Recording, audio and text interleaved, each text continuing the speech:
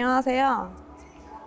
2018년 당신은 몰랐던 이야기라는 아시아 기획전 첫 번째 시리즈에서 두 번째로 선보이는 전시인데요. 이번 전시의 제목은 또 다른 가족을 찾아서입니다. 가족이라는 단어를 떠올렸을 때 어떤 고정된 형태를 생각을 한다는 것에 주안점을 두었고요.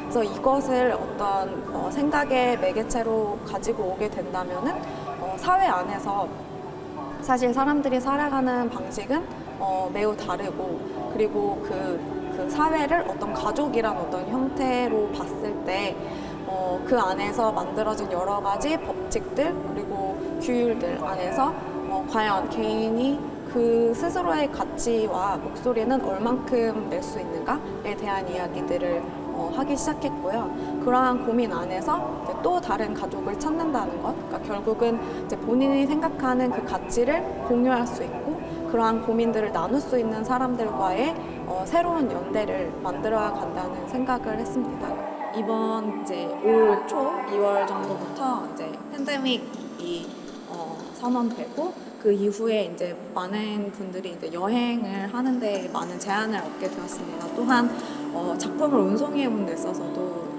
많은 어려움들을 겪었고요. 그렇기 때문에 약간 무기한적으로, 그러니까 언제 전시가 오픈될지 모르는 그런 상황들을 맞닥뜨리면서 이제 작가분들 그리고 전시를 기획하는 저희 팀의 입장에서도 되게 좌절스러운 순간들이 많이 있었는데요.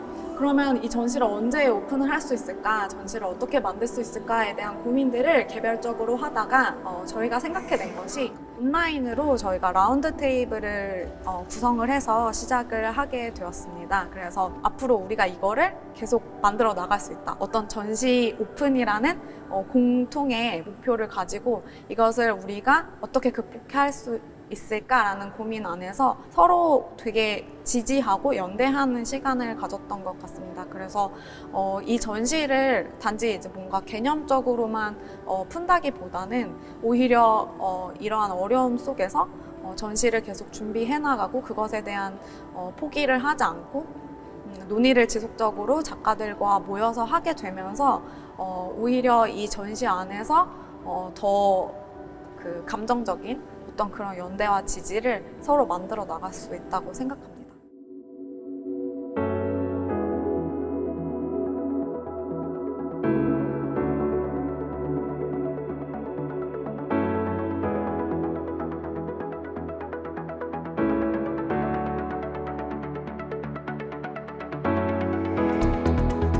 전시장을 들어오시자마자 만나게 되는 이 첫 번째 공간은요, 아주 안락하고 편안한 라운지 공간의 형태를 띠고 있습니다.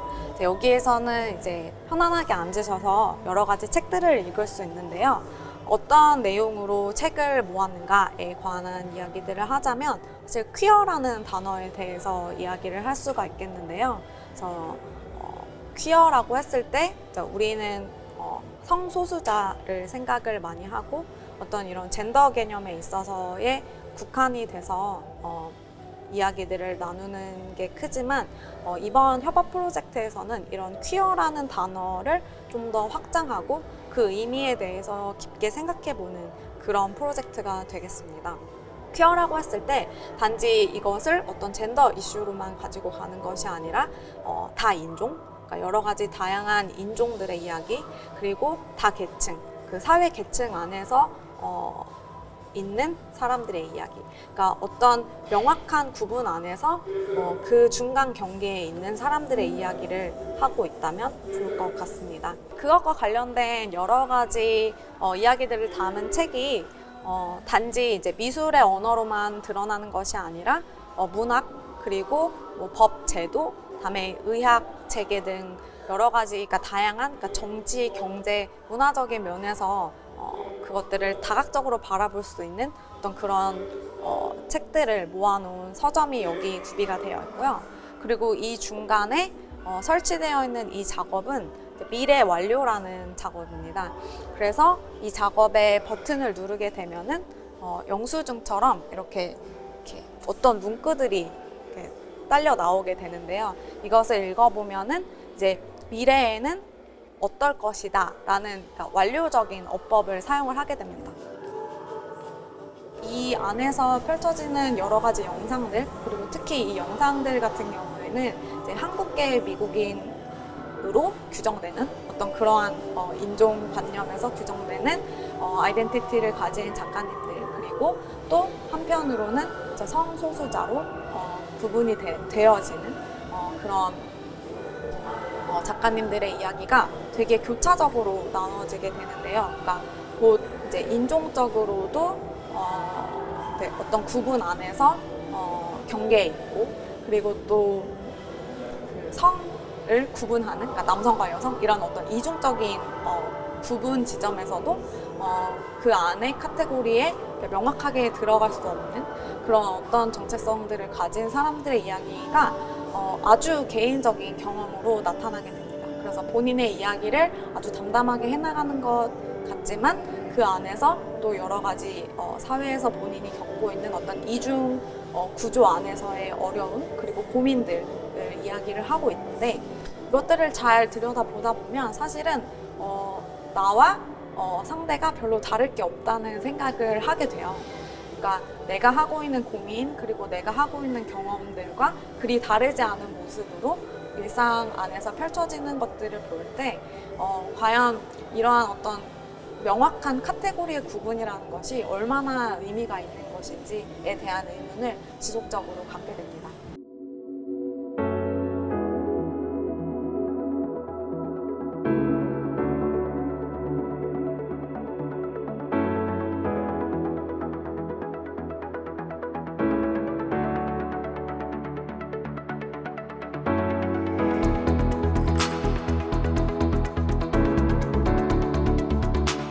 두 번째로 보실 작품은 듀킴의 사물을 보는 낡고 잘못된 방식이라는 프로젝트입니다. 이 프로젝트는 하나의 새로운 신작 영상과 그리고 여러 가지 설치 작품들로 이루어져 있습니다. 이 작업은 젠더와 큐어라는 개념을 샤머니즘적인 시각으로 풀어보는 전신 작품인데요. 지금까지 어떤 그 젠더 개념을 바라보는 데 있어서 남성과 여성 이렇게 두 개의 이분법적인 구조의 다른 그 사고의 방식으로서 샤머니즘이라는 개념을 차용해 온다는 것이 매우 흥미롭다는 것을 알 수 있습니다. 사실 우리가 세상을 살아가면서 특히 어떤 종교적인 개념이나 아니면은 그 사회적인 사고 안에서 두 개를 구분하는 것, 흑과 백, 지옥과 천국, 진실과 거짓, 이렇게 두 개를 나눠서 사고하고 이것 중에 어떤 편에 설 것인가에 관한 고민들을 하게 하는 순간들이 매우 많은데요. 이 안에서 이제 작가는 샤머니즘이라는 아주 오래된 종교의 개념을 가지고 오게 됩니다. 사실 지금 이제 샤머니즘이라고 하면 많은 사람들이 이제 현대의 종교와 비교해서 매우 오래됐고 낡았기 때문에 이것을 약간 미신으로 폄훼하는 그런 형태들도 있지만, 사실은 이전에 그 샤머니즘 안에서 그 샤먼은 사회를 이끌어가는 아주 중요한 지도자로서 작용을 했던 것을 다시 돌아볼 수 있습니다.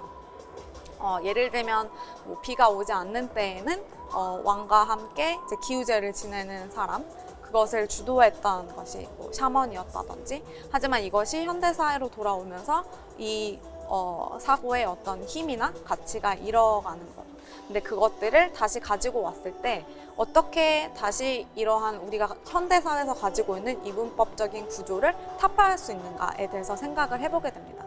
그래서 이 영상 안에서는 작가가 스스로 샤먼으로 변하게 됩니다. 그 샤머니즘 안에서는 많은 것들이 경계가 불분명한 것들을 볼 수가 있는데요. 예를 들면 샤먼이 이제 접신을 했을 때에는 그 정체성이 단 하나의 정체성으로 머물지 않고 남자가 되었다가 할머니, 할아버지, 장군님, 애기동자 이렇게 여러 가지 정체성이 계속 그것을 왔다 갔다 하는 그런 형태들을 볼 수가 있는데요.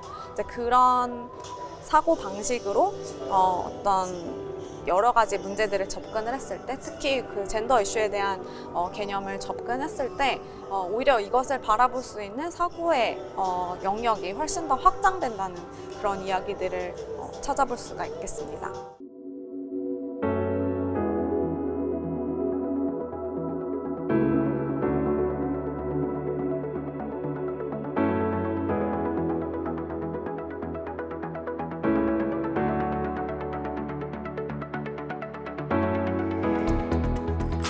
제가 인도네시아 반둥에서 만난 탄디아 페르마디라는 이 작가는 매우 개인적인 경험을 토대로 자신의 사진 작업을 만들어가는 작가입니다.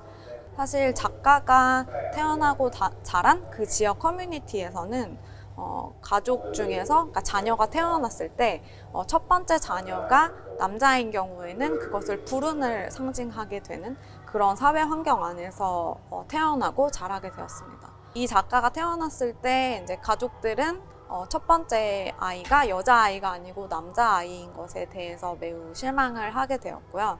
그래서 어떻게 보면 이 작가를 매우, 그러니까 본인들이 생각하는 어떤 여성적인 역할을 강요를 하면서 또 그 여성적인 모습을 강요를 하면서 키우게 되었는데요. 성인이 될 때까지, 그러니까 본인이 원하는 바와는 상관없이 그 가족 내에서 그리고 사회 내에서 지역 커뮤니티 내에서 여성적인 역할을 계속 강요를 받아오게 됩니다. 그래서 추후에 이제 성인이 되었을 때 이제 나는 과연 어떤 그 젠더 분류 체계 안에 들어갈 수 있는가?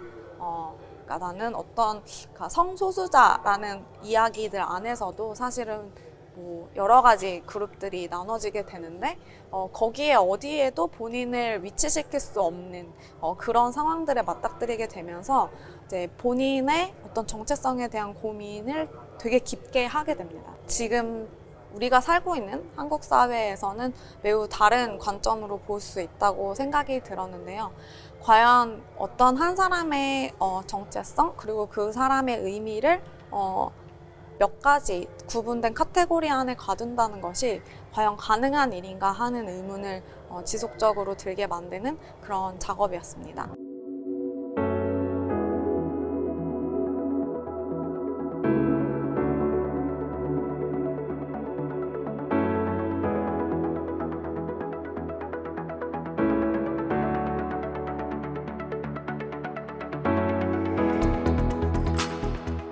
지금까지는 어떤 가족이라는 단어를 통해서 이상적인 가족의 개념, 이것이 곧 사회를 운용하는 어떤 규율, 규범, 아니면 고정된 어떤 사고의 형태라고 바라봤다면 그 안에서 개인의 가치가 지워지고 그리고 그러한 상황들을 통해서 이제 내면의 어떤 혼란을 겪는 이야기들 그리고 그 개개인의 가치를 드러내는 방법이 여러 가지가 있을 수 있고 또한 이것을 하나로 규정하기가 너무 어렵다는 이야기들을 계속 하게 되었는데요.